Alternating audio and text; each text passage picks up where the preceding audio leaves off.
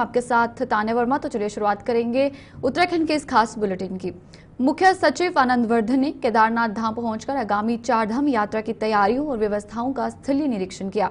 इस दौरान उन्होंने पुनर्निर्माण कार्यों, बेली ब्रिज, आस्था पथ, रेन शेल्टर और अन्य सुविधाओं का जायजा लिया। मुख्य सचिव ने अधिकारियों को आवश्यक दिशा निर्देश देते हुए कहा कि यात्रियों की सुविधा के लिए एलईडी साइनेज लगाए जाने चाहिए, जिससे कि उन्हें शौचालय, मेडिकल सहायता और अन्य जरूरी सुविधाओं की जानकारी मिल सके। उन्होंने कतार में खड़े यात्रियों को गर्म पानी की सुविधा उपलब्ध कराने के भी निर्देश दिए। मुख्य सचिव ने मंदिर परिसर से लेकर सरस्वती मंदिर के किनारे बने आस्था पथ तक की स्वच्छता व्यवस्था का निरीक्षण किया और शौचालयों की स्थिति को परखा। उन्होंने गढ़वाल मंडल विकास निगम के अधिकारियों को यात्रा मार्ग में बने सभी कॉटेजों की मरम्मत और साफ सफाई व्यवस्था सुनिश्चित करने के निर्देश दिए। मुख्य सचिव ने रुद्र पॉइंट और घोड़ा पड़ाव का भी निरीक्षण किया, जहां उन्होंने यात्रियों की भीड़ प्रबंधन, पेयजल, चिकित्सा, विश्राम और सफाई व्यवस्था की समीक्षा की। उन्होंने अधिकारियों को यात्रा के दौरान यात्रियों को किसी भी प्रकार की असुविधा न हो, उन्होंने उसके लिए भी निर्देश दिए हैं।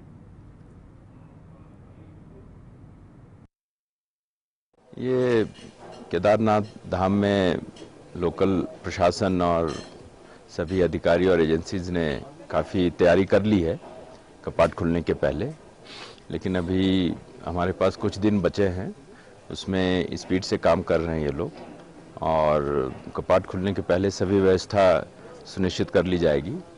कुछ अभी लॉन्ग टर्म कार्य बचे हुए हैं, उन्हें भी डायरेक्शन दिया गया कि उसको शीघ्र से शीघ्र पूरा करें।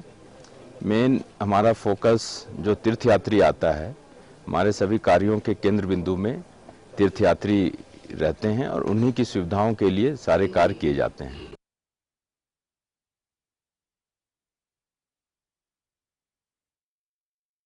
पुलिस क्षेत्राधिकारी विकासनगर भास्कर लाल शाह ने कोतवाली परिसर का निरीक्षण किया और इस दौरान उन्होंने मालखानी, शस्त्र अधिकार और कार्यालय के दस्तावेजों का भी निरीक्षण किया। निरीक्षण के बाद पुलिस क्षेत्राधिकारी विकासनगर भास्कर लाल शाह ने बताया कि सभी कुछ ठीक ठाक पाया गया है। उन्होंने कोतवाली परिसर की साफ सफाई और सुरक्षा व्यवस्था की सराहना की और अधिकारियों को भविष्य में भी इसी तरह की व्यवस्था बनाए रखने के निर्देश दिए। पुलिस क्षेत्राधिकारी के निरीक्षण का उद्देश्य कोतवाली परिसर की सुरक्षा और व्यवस्था का जायजा लेना था।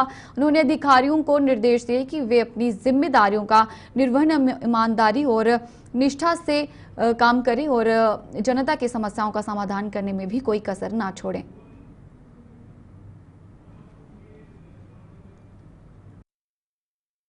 अभी कोतवाली का निरीक्षण किया जा रहा है, या एडवांसिंग निरीक्षण है।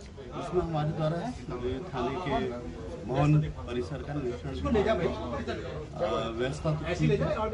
अभी कुछ चूंकि पुराने बिल्डिंग्स हो गई है, तो हमारे द्वारा नई मांग की जाएगी रिपेयरिंग के लिए।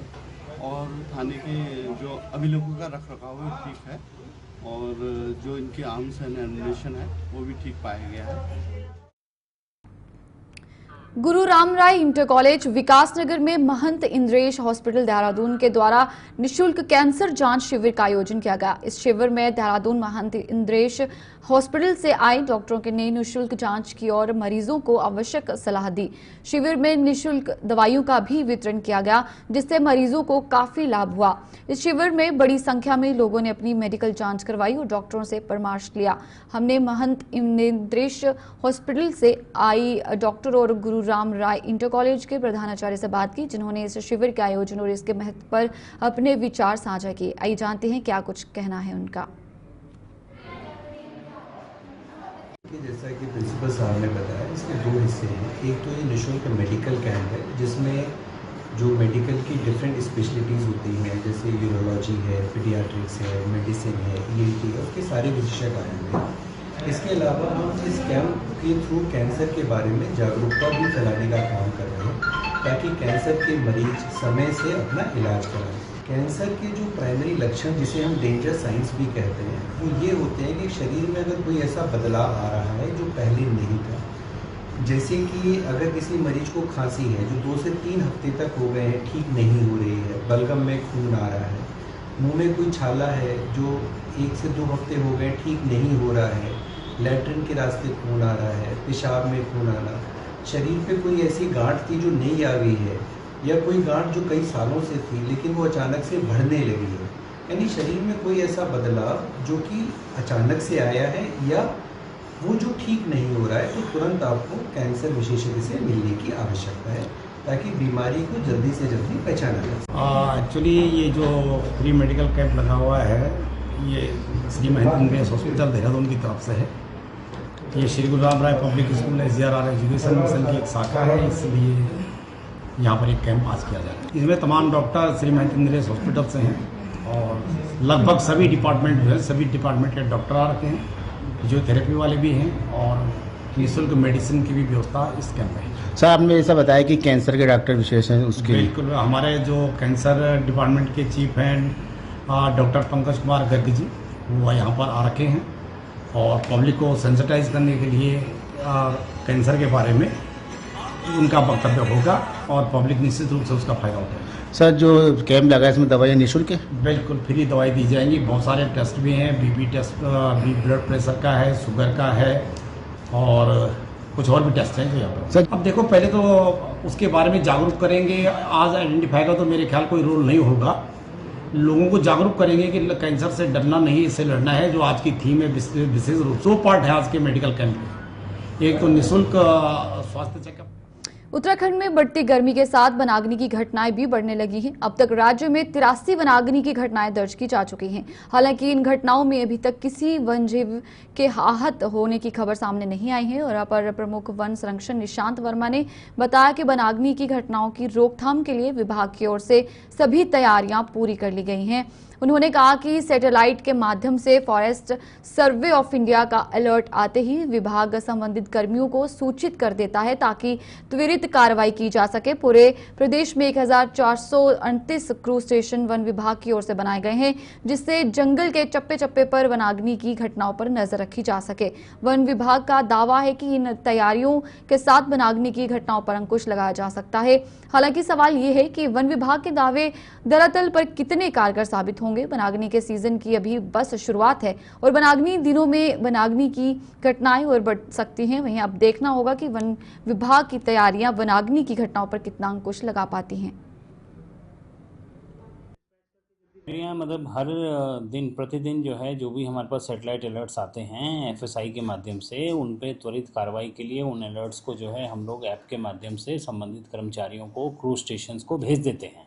ठीक है, और उन क्रूज स्टेशंस में जो हमारे टीम दल जो तैनात है उनके द्वारा जो है त्वरित रूप से फिर उनको अटेंड किया जाता है।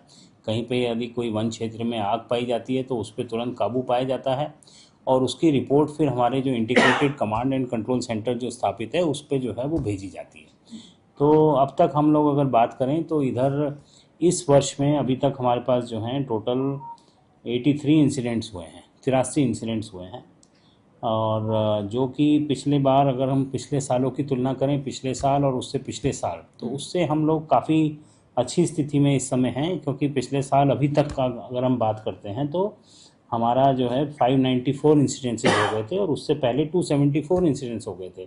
तो उसके सापेक्ष बात करें तो पिछले साल के ही सापेक्ष हम लोग अभी जो है वो करीब 1/7 हैं, मतलब 1/7 हैं लास्ट ईयर के मुकाबले। और उससे पिछली बार की बात करें तो 1/5 हैं हम लोग, है ना। तो इस तरह से है, लेकिन हम लोग जो है अलर्ट मोड में हैं।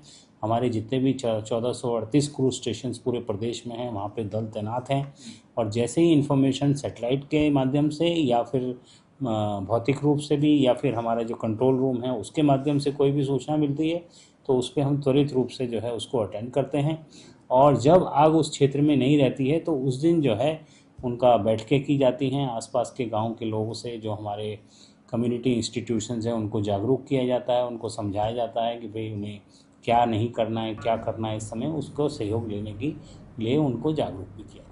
जिलाधिकारी के निर्देशों के बाद नगर निगम देहरादून ने रिस्पना और विंदाल नदी सहित शहर के सभी छोटे बड़े नालों ड्रेन की सफाई का काम शुरू कर दिया है। ये काम 15 मई तक पूरा करने का लक्ष्य रखा गया है। देहरादून के प्रभारी मुख्य नगर स्वास्थ्य अधिकारी डॉक्टर अविनाश खन्ना ने बताया कि डेंगू की रोकथाम को लेकर लोगों को जागरूक किया जा रहा है और नदियों में कूड़ा फेंकने वालों के खिलाफ भी कार्रवाई की जा रही है। जिलाधिकारी की अध्यक्षता में हुई बैठक में नगर निगम को रिस्पना और बिंदाल नदी के तटों सहित शहर के सभी छोटे बड़े नालों और ड्रेन की साफ सफाई का काम 15 मई तक प्रत्येक दशा में पूर्ण करने के निर्देश दिए गए हैं। नगर निगम ने इन निर्देशों का पालन करते हुए साफ सफाई कार्य शुरू कर दिया है।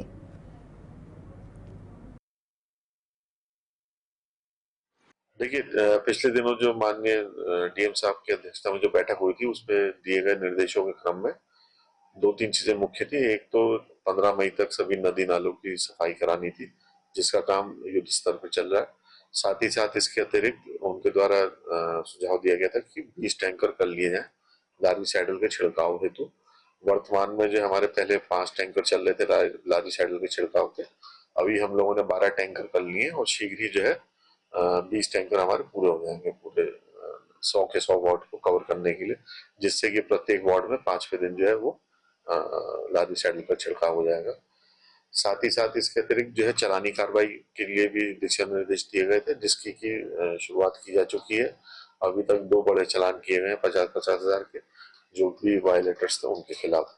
इसी के साथ साथ लोगों के अंदर प्रेरित करने के लिए, जन जागरूकता के लिए कि वे लोग डेंगू के उसमें जो है अपना जो है योगदान भी दें और साथ में जानकारी भी रखने के लिए जो है आईसी एक्टिविटीज की जा रही है। वार्डों में जो है गोष्ठियों का वो किया जा रहा है। आज जैसे कि आज वार्ड नंबर 32 बल्लूपुर में जो है हम लोगों के द्वारा जो है गोष्ठी आयोजन की गई, उसमें लगभग 100 लोगों के आसपास लोगों ने शिरकत करी, उनको भी अवगत कराया और बहुत ही अच्छे से लोगों ने अपनी समस्याएं भी रखी और पार्षद के द्वारा और अन्य जो वहाँ के जो व्यक्ति थे जो विशेष, उनके द्वारा भी जो है अपनी बातें रखी है। साथ ही साथ इन सब के अतिरिक्त जो है हमारा मुख्य उद्देश्य इस बार ये है कि इससे पहले कि कोई भी बड़ी ऐसी कोई वो जिसमें आउटब्रेक हो, उससे पहले ही हम लोग जो है इस चेन को जो है तोड़ दें, जिसके लिए की प्रक्रिया जो है हम लोग पूरी करें। उत्तराखंड सरकार ने एक बड़ा फैसला लेते हुए राज्य के सभी सरकारी विभागों में संविदा आउटसोर्स, दैनिक वेतन, अंशकालिक नियत वेतन व तदर्थ भर्तियों पर प्रतिबंध लगा दिया है। प्रदेश सरकार ने सभी विभागाध्यक्षों को निर्देश दिए गए हैं कि वे रिक्त नियमित पदों पर भर्ती के लिए चयन आयोगों को अधियाचन भेजें। जो अधिकारी आउटसोर्स भर्तियां करेंगे, व्यक्तिगत जिम्मेदारी मानते हुए उसके खिलाफ अनुशासनिक कार्रवाई की जाएगी। मुख्य सचिव आनंद वर्धन की ओर से सभी प्रमुख सचिव बता दें कि मंडलायुक्त जिलाधिकारियों को रोक संबंधी आदेश जारी किया गया था। उन्होंने कहा कि प्रदेश में 6ठे वेतन आयोग की सिफारिशें लागू होने के बाद चतुर्थ श्रेणी के पदों को समाप्त किया गया था, जिसकी जरूरत पूरी करने के लिए आउटसोर्स के माध्यम से कर्मचारी तैनात किए जा रहे हैं। विभागों में नियमित भर्तियों में होने वाले विलंब के चलते भी आउटसोर्स संविदा भर्तियों को बढ़ावा मिला। कालाडूंगी थाना क्षेत्र अंतर्गत देर शाम को कालाडूंगी हल्द्वानी मोटर मार्ग में एक बड़ा हादसा पेश आया। ट्रैक्टर ट्रॉली के टकराने के बाद 3 बाइकों में भीषण टक्कर के बाद दोनों बाइकों में आग लग गई और आग इतनी भीषण थी कि दोनों लोगों की जिंदा जलकर मौत हो गई।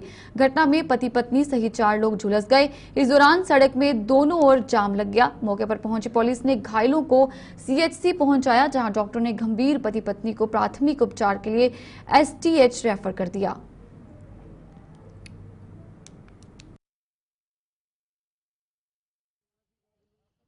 घटना लगभग 8:15 से 8:30 के बीच की है, जिसके अंदर जो हमारा कालाडूंगी से चकलुआ के बीच में लगभग 1-1.5 किलोमीटर आगे, जैसे हमने इनसे पूछा, जो घायल है इनसे पूछा तो उन्होंने बताया कि आमने सामने 2 बाइकों का टक्कर हुई है, जिसकी वजह से आग लगी और उसके छींटे जो है तीसरी जो मोपेड है उस पर पड़े और उसकी वजह से जो 2 उसमें जा रहे थे उनके हाथ थोड़े जले हैं। बाकी एक बाइक जो है उसमें 2 मृतक हैं इसमें और जिनकी शिनाख्त की जा रही है और 2 को हॉस्पिटल रेफर किया गया सुजाता तिवारी।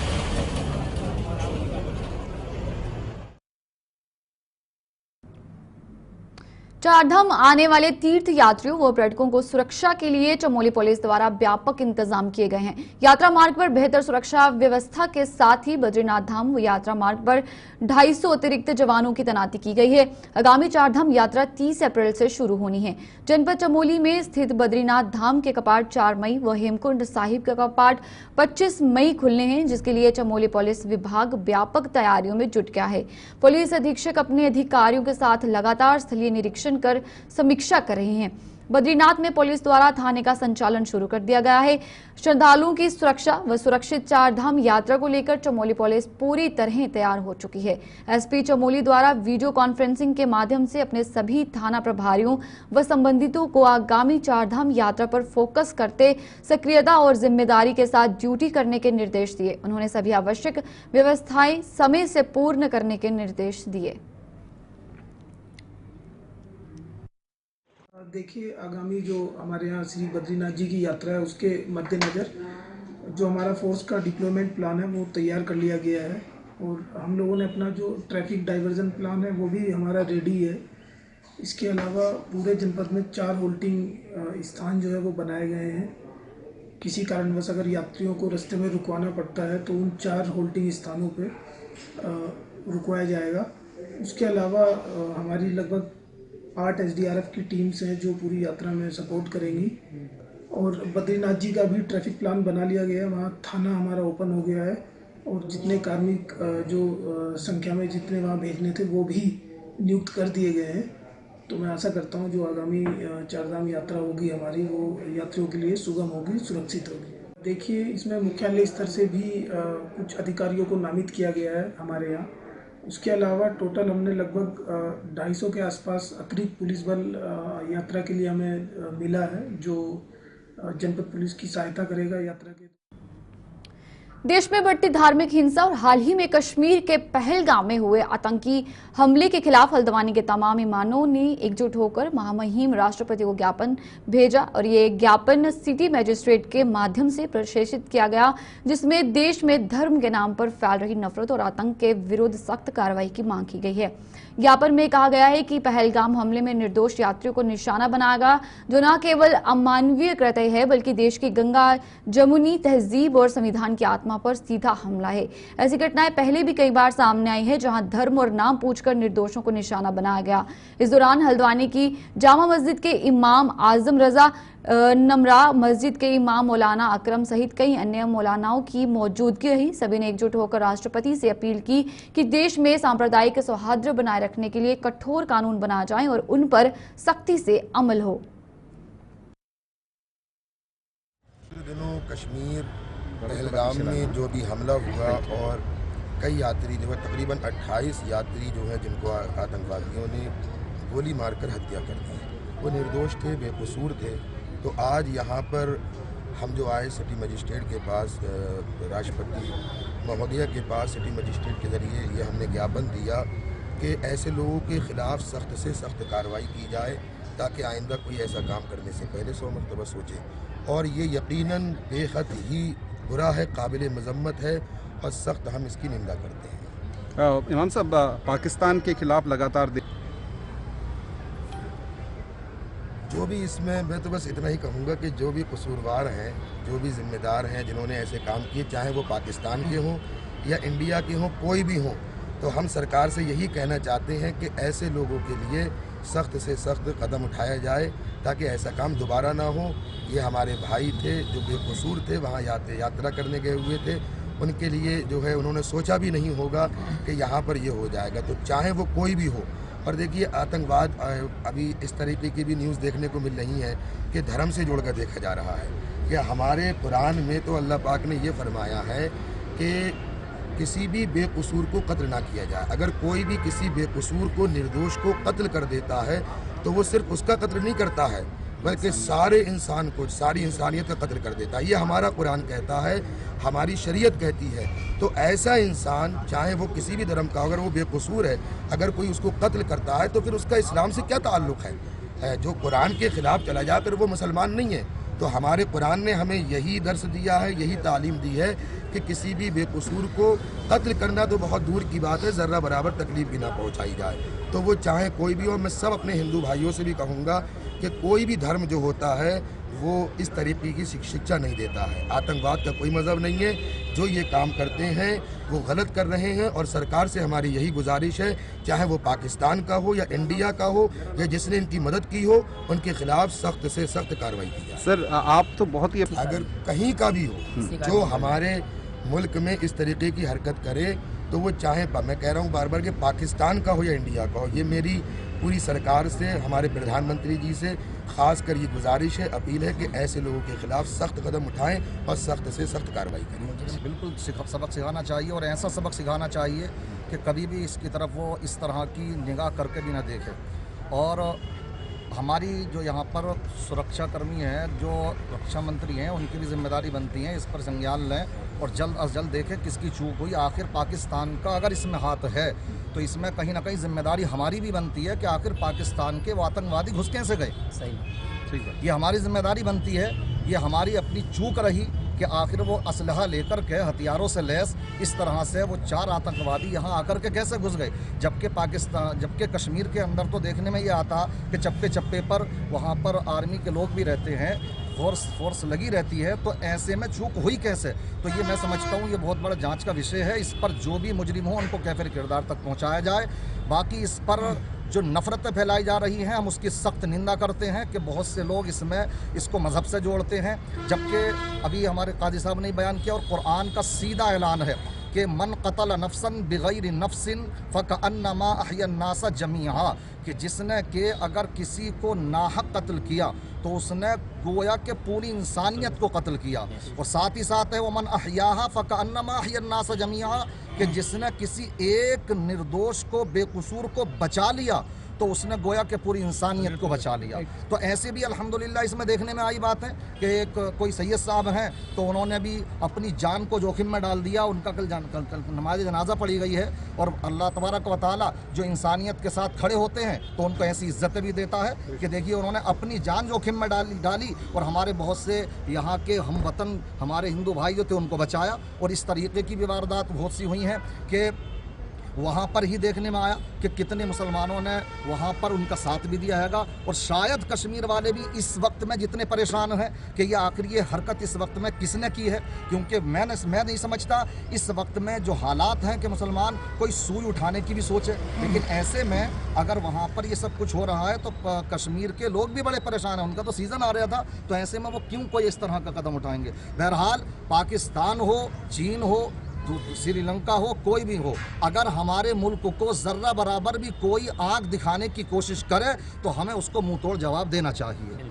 सभी इसका जो है हल भी हो सकता है, बल्कि उस मुस्लिम सेवा संगठन ने विकासनगर उप जिला अधिकारी के माध्यम से महामहिम राष्ट्रपति को ज्ञापन भेजा। मुस्लिम सेवा संगठन द्वारा ज्ञापन में कहा गया है कि जम्मू कश्मीर के पहलगाम में आतंकवादियों के द्वारा बर्बरतापूर्ण तरीके से 27 से ज्यादा निर्दोष व्यक्तियों की हत्या कर दी गई। इस पत्र के माध्यम से उत्तराखंड राज्य के मुसलमान इसका विरोध करते हैं। मुस्लिम सेवा संगठन ने अनुरोध किया कि भारत के मुसलमान ऐसे किसी भी कार्य का समर्थन नहीं करते और ऐसे लोगों के खिलाफ पूरा मुस्लिम समाज विरोध करता है। उन्होंने ये भी कहा है कि वे अनुरोध करते हैं कि दोषियों के खिलाफ कड़ी से कड़ी कार्रवाई की जाए। मुस्लिम समाज इसकी भरपूर तरीके से इसका जो है विरोध करता है और भारत सरकार से अनुरोध करता है कि आप इन आतंकवादियों के खिलाफ सख्त से सख्त कार्रवाई की जाए और इन्हें इनके अंजाम तक पहुंचाया जाए, क्योंकि हमारे मुल्क के अंदर हम हिंदू मुस्लिम भाई एक साथ मिलकर रहते हैं। हमारे देश के अंदर भाईचारा है। ये आतंकवादियों के द्वारा भाईचारे को खत्म करने की एक साजिश है। इसीलिए आज हमने जो है अध्यक्ष महोदय को जो है इस संदर्भ में जो है ज्ञापन दिया है ताकि इन पर जो है कड़ी से कड़ी कार्रवाई की जाए और पूरे उत्तराखंड बल्कि पूरे हिंदुस्तान का मुसलमान इस आतंकवादी हमले की विरोध करता है और इसके विरोध में सरकार के साथ खड़ा हुआ है। के पहलगांव में जो आतंकवादी हमला हुआ था कायरतापूर्वक, हम उसके खिलाफ आज तहसील में एसडीएम के द्वारा महामहिम राष्ट्रपति जी को ज्ञापन देने आए हैं, जिसमें हम भारत सरकार के साथ समर्थन देते हैं। भारत सरकार पाकिस्तान के खिलाफ जो भी कार्रवाई करेगी पूरा मुस्लिम समाज, उत्तराखंड का मुस्लिम समाज। चलिए, उत्तराखंड के इस खास बुलेटिन में फिलहाल इतना ही। मुझे दीजिए इजाजत और आप देखते रहिए गुलिस्तान न्यूज।